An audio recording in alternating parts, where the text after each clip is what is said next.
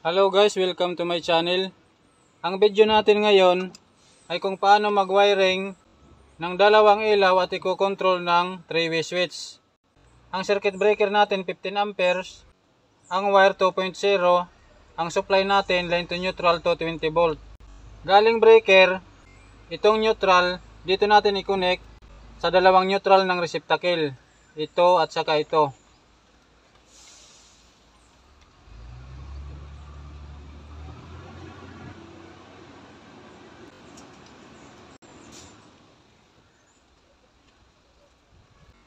Ang line naman galing breaker, dito natin i-connect sa switch.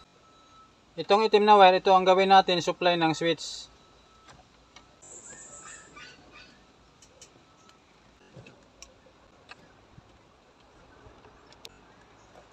Ang dulo nito, dito na natin i-connect sa 3-way switch. Ito ang 3-way switch natin, dito natin ito i-connect sa may label na 0. Ito dito, nandito yung may label na 0. Magkasama lang ang dalawang butas na ito. Nandito naman sa baba yung 1 and 3. Magkahiwalay ang dalawang butas na ito. Itong supply ng switch, dito natin i-connect sa may label na 0. Ito yung common.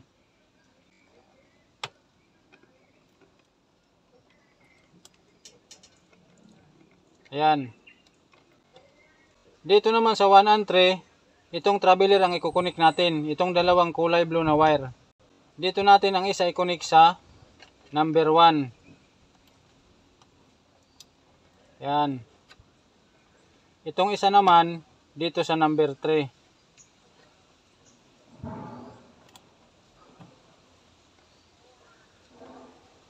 Pwede ito magkabaliktad. So ang dulo naman ito, dito rin natin ito i-connect sa 3-way switch. Dito rin sa may label na 1 and 3. Itong dalawa, pwede ito magkabaliktad dito paglagay. Gagana pa rin yan. Pero mas maganda, kung ano yung number 1 dito, yun din ang number 1 dito na ilalagay. Yung number 3 dito, number 3 rin dito. So hanapin muna natin dito yung number 1 bago natin ilagay dito sa number 1.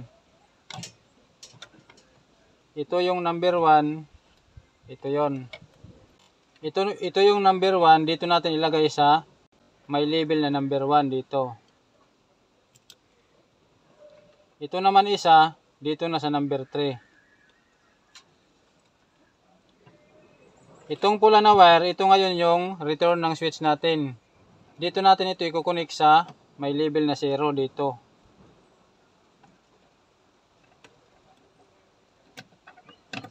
Yan. Ang dulo nito, ito, dito na natin ito i-connect sa line ng receptacle. Itong dalawang itim, ito yung line ng receptacle. Dito na natin ito i-connect.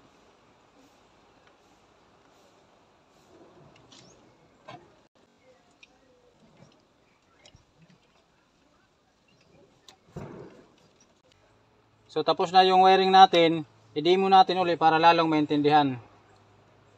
Galing dito sa circuit breaker, ang neutral, dumiretso na yan dito sa dalawang receptacle. Itong puti na wire. Ang line naman galing breaker, dumiretso dito sa switch, ito. Dito sa common niya, yung may label na 0.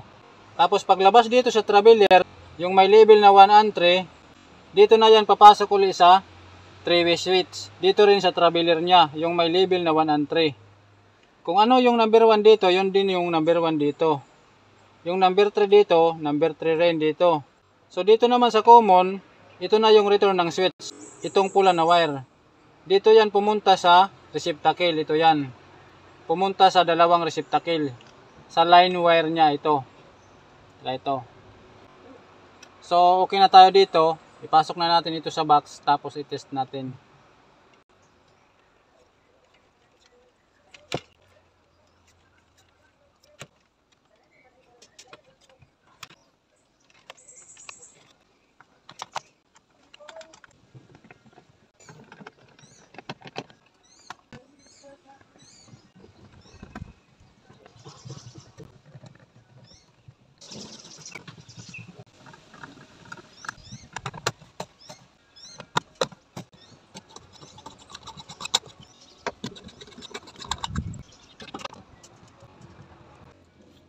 I-on natin ang circuit breaker. I-on natin ang switch.